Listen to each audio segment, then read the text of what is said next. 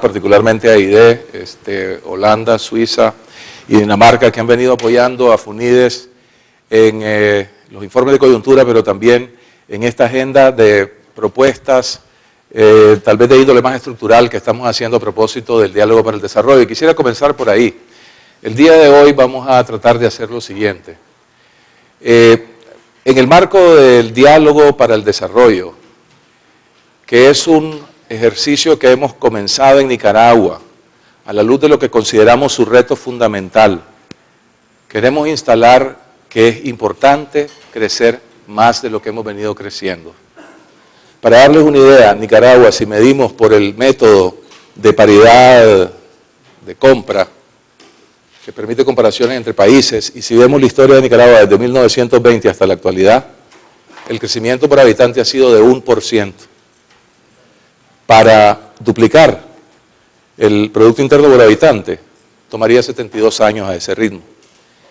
Claro, en los últimos años hemos crecido más, pero lo cierto es que Nicaragua ha tenido más episodios de decrecimiento y típicamente asociados a problemas de conflictos políticos o desastres naturales a lo largo de su historia. Pero lo cierto es de que por esos episodios de decrecimiento tenemos este desempeño y este rezago social. Y en los últimos años nos hemos descapitalizado aún más, en particular en los 70s y los 80s, de forma tal de que hoy se nos ha despegado la región centroamericana de una manera impresionante. Ya no se diga Corea, que estábamos al mismo nivel de Producto Interno Bruto por habitante, y hoy están como en $23.000 por habitante y nosotros todavía estamos en 1.000. ¿Verdad? En este mismo periodo de tiempo, desde los 60 hasta acá. Entonces, para resolver los problemas de rezago y los problemas de pobreza severos que todavía existen, a pesar de los avances y los logros, lo que estamos proponiendo es que en Nicaragua debemos abrir una discusión para ver cómo le damos un salto de calidad a ese crecimiento y nos planteemos crecer al doble. Esto lo están diciendo básicamente todas las corrientes políticas ya a estas alturas, no hay discusión sobre eso. La discusión va a ser cómo lo hacemos. ¿Qué tipo de acciones, qué tipo de políticas, de reformas, de inversiones habrá que hacer para darle mejores posibilidades a eso? Y lo que haremos hoy, y voy a comenzar por la parte final de nuestra presentación, es que el presidente de la Fundación, el señor José Antonio Baltodano, nos va a hablar de lo que vemos en este momento a la luz de los estudios que estamos haciendo y que vamos a estar profundizando en los próximos meses sobre los desafíos y retos de Nicaragua para construir una visión de nación, y esto va dirigido a todas las distintas corrientes políticas. Aquí vemos que tenemos representantes de las distintas corrientes. Le damos la bienvenida a Wálmaro, que lo hemos invitado muy especialmente para que estuviera en esta presentación. Varios candidatos a diputados de las distintas corrientes, por supuesto, candidato a vicepresidente del PLC, tenemos acá a Francisco Javier Aguirre, le damos la bienvenida. Pero sabemos que hay de las distintas corrientes, pero también líderes empresariales, y lo cierto es de distintos sectores pues, del país, ¿verdad? Y la idea es de que nosotros pues abramos este espacio de discusión y queremos dejar un poco sentados esos desafíos y retos para construir una visión de nación, y sobre eso pues estaremos profundizando en los próximos informes y discusiones que presentaremos. El señor Carlos Muñiz va a presentarnos, por otro lado, escenarios de crecimiento de largo plazo, una proyección de 20 años, precisamente para sentar un poco las bases de qué es lo que tomaría el crecimiento de productividad, qué es lo que tomaría el crecimiento en inversión, para duplicar las tasas de crecimiento actuales y vayamos internalizando, ¿verdad?, esos desafíos, esos retos, ya un poco más numéricamente hablando, ¿verdad? Y también, por supuesto, vamos a hacer lo que siempre hacemos, nuestro análisis de coyuntura, qué está pasando, qué ha pasado en los últimos trimestres, qué prevemos que pueda pasar en el horizonte de este año y los próximos 2 años. Eso será pues la coyuntura que la abordaré yo, y perspectivas y riesgos, que son las proyecciones que hacemos normalmente pues de 2011, 2012 y 2013. Ahora, voy a hacer tal vez una introducción sobre ya la coyuntura misma.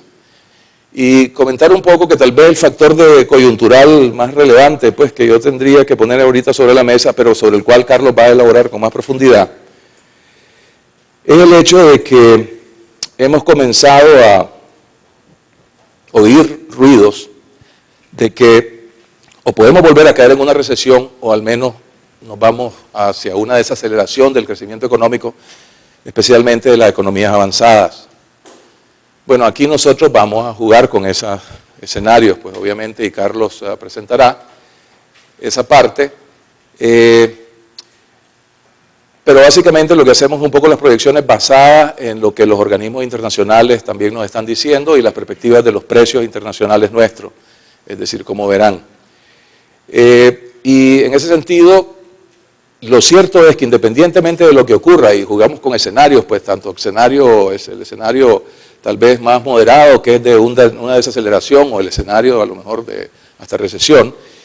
Lo cierto es de que las economías, especialmente de Europa y de Estados Unidos, no van a seguir siendo el factor de dinamismo que fueron en el pasado para América Latina o para Centroamérica, que depende mucho sobre todo de la economía norteamericana. Simplemente por lo que ha venido ocurriendo en la economía mundial. Y eso es lo que nos llama y tal vez eso es un poco lo que dejaría yo sentado de entrada desde el punto de vista del análisis de coyuntura, es que debemos ir viendo también esos otros motores de dinamismo para la economía nuestra. Y están en la región y están obviamente en América Latina, en primera instancia seguramente. Dejamos esas reflexiones para iniciar básicamente con cómo estamos hoy en Nicaragua. La gran paradoja es que América Latina no viene siendo golpeada como otras zonas del mundo en términos de crecimiento económico, más bien al contrario, pues gozamos de una coyuntura muy favorable en donde tenemos los precios de los alimentos y los precios de los commodities, es decir, vigorosos, buenos, y por tanto la actividad económica continuó pujante en Nicaragua, es decir, básicamente en línea con el 4,5% que tuvimos el año pasado. Carlos nos hablará de cuáles son las proyecciones para este año, pero la economía continúa pujante y este es el índice de actividad económica mensual, ¿verdad? Que ha venido desacelerándose un tanto, pero bueno, también venimos de una base alta, ¿verdad? Bueno, ¿por qué América Latina tiene esta coyuntura? Una combinación de factores, demandas de economías emergentes, China, especialmente India, por un lado, factores climáticos, que son más coyunturales, ¿verdad? Factores climáticos, y en tercera instancia hay algo de especulación que en el contexto de incertidumbre, es decir, muchos buscan, ya sea los metales o inclusive los alimentos, para protegerse, ¿verdad? Y eso no deja de empujar algunos precios hacia arriba. Entonces, esto puede ser coyuntural. Ahorita lucen las perspectivas favorables para América Latina, ¿verdad? Pero tenemos algunos elementos ahí que podrían cambiar de manera importante. Estas simplemente son otra manera de mostrar la misma tendencia, ya con una tendencia ciclo del índice de actividad económica mensual, y esto es básicamente la tasa promedio del IMAE el primer semestre del 2011 contra el primer semestre del 2012, la tendencia ciclo y la serie original. Como pueden ver, la economía está pujante y la producción, la reactivación o el dinamismo de la producción pues está generalizado, básicamente todos los sectores crecen por encima de lo que consideraríamos el promedio, ¿verdad? Es decir, con excepción del agrícola y el financiero, que Fitch está diciendo que tal vez Nicaragua va a tener más lento su desempeño del sector financiero por un horizonte más largo que inclusive el resto de la región por diferentes factores. Por lo menos eso es lo que dice Fitch, no sé lo que dirán los amigos de la banca acá. Bueno, y eso lo que significa es un poco que no vamos a tener tanto dinamismo en la disponibilidad de crédito como en algunos otros momentos vimos, y hay una recomposición alrededor del financiamiento de la microfinanza en el país que tomar en consideración. Un tema que consideramos pues que es un desafío, todo el tema de financiamiento, y lo vamos a tocar más adelante. En términos de indicadores de inversión, o sea, ¿qué está explicando por el lado de la demanda este dinamismo? Bueno, tanto las exportaciones, pero también y sobre todo las inversiones. Las exportaciones creciendo a un ritmo básicamente de 20%, ¿verdad? Y la inversión a un ritmo mayor de 25%. De hecho, las exportaciones comienzan como a descender un poco en su dinamismo, tanto las de zona franca como las de otras tradicionales, y lo que está manteniendo siempre la economía acelerada son las inversiones, ¿verdad? Y aquí vemos el vigor de las importaciones de bienes de capital, un crecimiento de 32%, de los índices de construcción, 18%, la inversión del gobierno central, inversión, no gasto, inversión, crecimiento de 9%, y el crédito de vivienda todavía es el que muestra un poco de contracción también, tal vez. Indicadores de zona franca, este es el crecimiento hasta la fecha, 41%, básicamente que lleva como crecimiento real, volumen al primer semestre de año, un crecimiento verdaderamente impresionante, pues, ¿verdad? Y con un aumento en los empleos directos de 18%. Acá tal vez el reto está en de que en los próximos años se podrían vencer los TPL, hay una gestión y casi milagrosamente pareciera que podría ser que se dé una extensión, por lo menos de una parte del componente de estos niveles preferenciales que permiten la exportación a Estados Unidos de tela de terceros países como tela originaria. Y eso pues ha sido un elemento de atracción muy atractivo para la industria que se ha venido a establecer acá, o las textileras, las empresas de confección, ¿no? En todo caso, el reto está, aunque eso ocurra, hay que ver hacia la integración vertical del sector y la transformación del sector, de manera que se articule ya sea dentro de Nicaragua más verticalmente, o sea, con industrias textileras, que hay perspectivas de que por lo menos una, dos se establezcan en el horizonte cercano en tejido denim y tejido de punto, que nos posiciona muy bien en ese mercado, y por supuesto integrarse con la región y o con los mismos Estados Unidos, por supuesto, para seguir teniendo un buen dinamismo en este sector. Tiene y puede ser perfectamente un sector que continúe arrastrando, empujando la economía nicaragüense y generando mucho empleo por un horizonte todavía importante. En todo caso, advertimos, hay una desaceleración de los pedidos, o sea, información más actualizada, esto es hasta junio, pero sí también están sintiéndose un poco el efecto de lo que es un poco la desaceleración de la economía, especialmente pues la norteamericana. Este es el panorama del resto de productos de exportación en términos reales, volumen. Los principales productos creciendo a 2.2% y ahora, ¿verdad? Total, excluyendo el café, a 14%, ¿verdad? Total, 8.2%, y otros productos no tradicionales, digamos, 28%. ¿Qué está creciendo? Está creciendo el oro, está creciendo galletas, sigue creciendo por alguna razón de una manera impresionante, ¿verdad? Alguien que nos cuente el cuento, ¿qué está ocurriendo ahí? Bebidas y rones, maní, carne vacuna, camarón, queso, langosta, fuertemente, y el resto pues no necesariamente, con el banano y el frijol tal vez teniendo la contracción más fuerte. Y en el caso del frijol, creo de que tal vez no ha sido la mejor política la que hemos venido implementando al haber cerrado el mercado. Hubiese sido preferible importar frijoles, pero no enviar las señales no correctas al mercado, ¿verdad?, que se ha estado enviando. La política de apertura de exportaciones en Nicaragua se había sostenido por un periodo muy prolongado de tiempo.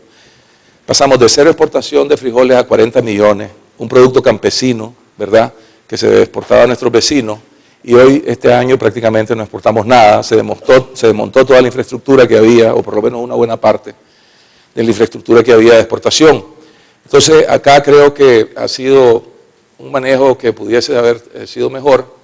Ahora, muchas economías lo están haciendo ahora en el contexto de esta crisis de precios de los alimentos hacia alza. Por otro lado, el destino de nuestras exportaciones sigue siendo Estados Unidos. El destino, digo, desde el punto de vista de dónde están creciendo los mercados, ¿verdad? Este es incremento de las exportaciones.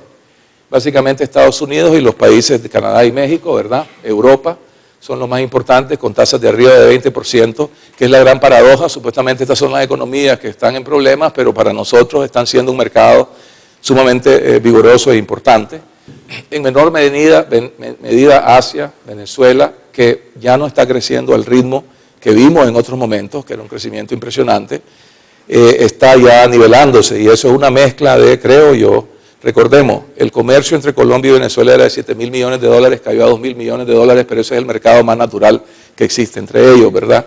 Nosotros aprovechamos de ese espacio por un lado, pero por otro lado, creo que estamos posiblemente encontrando topes de capacidad productiva nuestra para estar exportando ya a estas alturas. Lo que teníamos que vender se vendió y ya no hay mucha capacidad de gran expansión, posiblemente una combinación de esos factores. Bueno, lo que decíamos, las tendencias de las exportaciones de zona franca, impresionante el crecimiento, pero tendiendo hacia la baja, y esto se ha acentuado aún un tanto más, entiendo yo, ya en las últimas semanas. Bueno, sigamos adelante, ¿no? Los indicadores de consumo es un poco más ambivalente ahí la historia, ¿verdad? Los salarios reales están estancados, ¿verdad? Pero las remesas han crecido 7%. Tal vez esa es un poco la característica, salarios por acá, remesas familiares por acá. Sí, dinamismo en importaciones de bienes de consumo, pero contracción en crédito al consumo. Parece que en parte no solamente los bancos tuvieron una política de ser más disciplinados en lo que era el crédito a tarjetas, a consumo, pero la misma población pues, ha sido más conservadora en utilizar tarjetas, pareciera. En términos de importaciones, ¿qué compone eso? Petróleo siempre fuerte, con precios altos, es 45% del crecimiento de las importaciones, bienes de capital 30%, total 25%, bienes de consumo 15%, bienes intermedios 20%. Esto es crecimiento real de las importaciones de mercancía. Aquí sale bien bajo comparado a lo que vimos con anterioridad y puede ser que haya un problema de precios de las importaciones que pudiese estar sobreestimado. No lo hemos analizado, pero hay algo un poco confuso en las cifras estas. La inflación, en parte por los alimentos y sobre todo el costo de transporte, está hacía como el 9.7%. Eso se deja ver en las encuestas de consumidores también, que está resintiéndose un poco esa presión por el lado de la perspectiva o expectativas sobre bienes de consumo. Como decíamos, alimentos y transporte explican la mitad de ese 9 y tantos % que llevamos de inflación, ¿verdad? Los asegurados del INSS, 8%, el crecimiento del empleo formal es representativo, es un proxy de lo que pudiera estar ocurriendo en el empleo en el país, pero recordemos que también puede mostrar la eficiencia del seguro, de formalizar, pues, ¿verdad?, nuevos asegurados. No es la tasa que traímos por un periodo relativamente largo, antes anduvimos creciendo a 10, 11%, con la crisis internacional, que ustedes recuerdan, aquí la hemos analizado, eso cayó, se viene recuperando, pero todavía no alcanza el empleo formal a ser los niveles que habíamos visto antes, pero ya es importante la reactivación. El salario real, bueno, decíamos de los asegurados, en general salarios muestra más bien una tendencia en términos reales de contracción, ¿no? Contantes, básicamente a julio disminuyeron un 1% en términos reales, ¿verdad? Pero contantes pues en los primeros 7 meses del año, ¿no?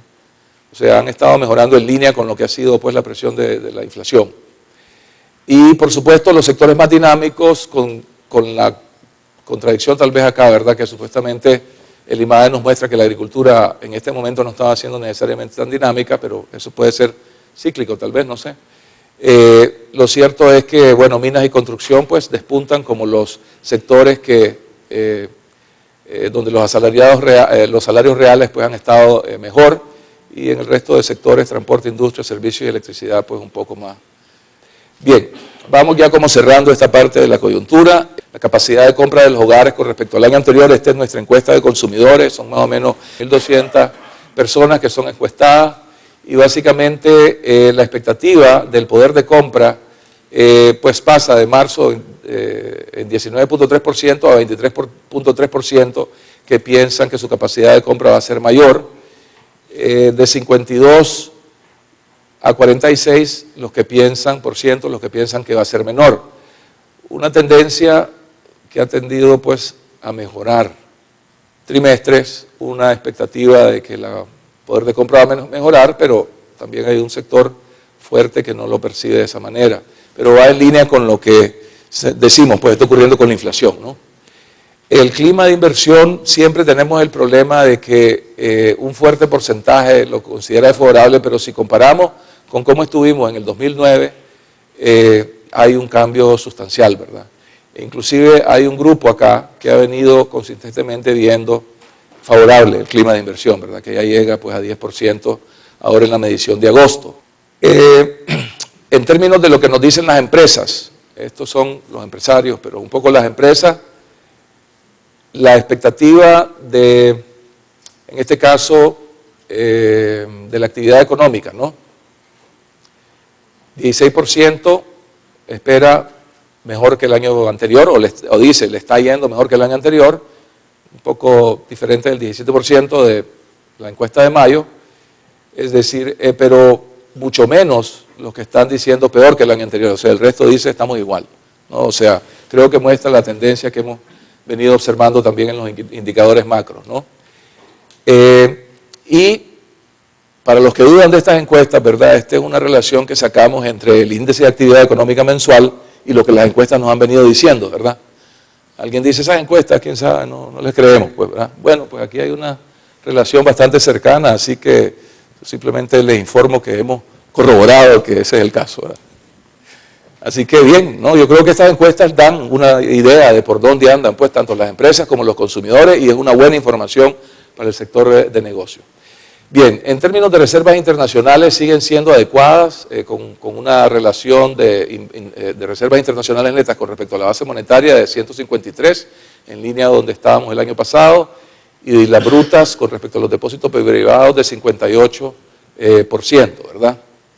Eso es adecuado. Vemos un crecimiento bien fuerte del numerario, ¿verdad? O sea, aquí va la tendencia ciclo, como dicen, ¿no?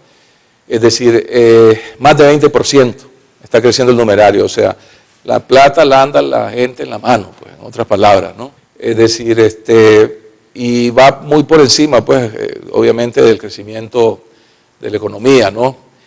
Por otro lado, si bien habíamos visto un crecimiento muy acelerado de los depósitos, ya vimos no solo una desaceleración, sino ya más bien negativo el ritmo. Crecimiento real anual, ¿verdad? Crecimiento real anual. En términos nominales todavía es positivo, ¿verdad? El crédito al sector privado ya está positivo nominalmente, pero en términos reales todavía sigue viéndose, pues, más bien 2% en términos reales negativo, diríamos. Liquidez siempre fuerte, o sea, por diferentes razones, por el crecimiento de los depósitos anteriores que habíamos visto, que proviene posiblemente tanto de los fondos Venezuela como fondos de exportaciones importantes que han habido, es decir, mantienen todavía un alto nivel de liquidez y porque también han contraído, pues, obviamente el crédito. Entonces, eso mantiene una posición que es, digamos, en cierta medida, en cierta forma sana para los bancos, pero ya para la economía, pues, realmente hubiese sido deseable tal vez ver un poco más de dinamismo en el crédito. Por supuesto, esa liquidez lo que ha llevado es un poco con las tendencias a nivel de lo que está ocurriendo en la economía mundial, también en Nicaragua las tasas activas y pasivas, ¿verdad?, de largo plazo han tendido hacia la baja, ¿verdad?, niveles de como de 5 y hasta menos que eso.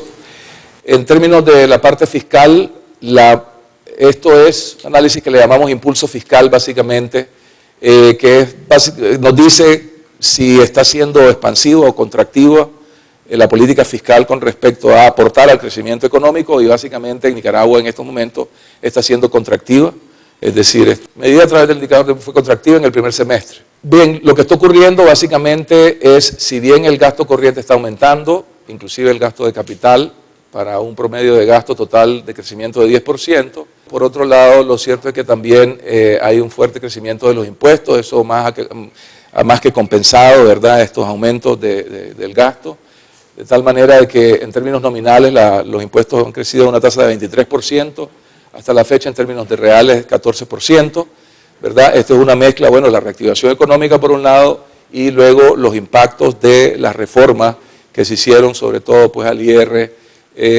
ya hace más de un año creo que fue. O sea, en términos del balance fiscal vamos bien, estamos sobrecumpliendo pues las expectativas, las metas.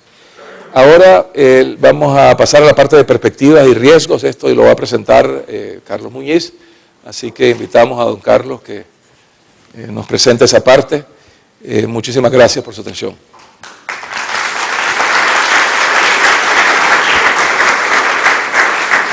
Perfecto.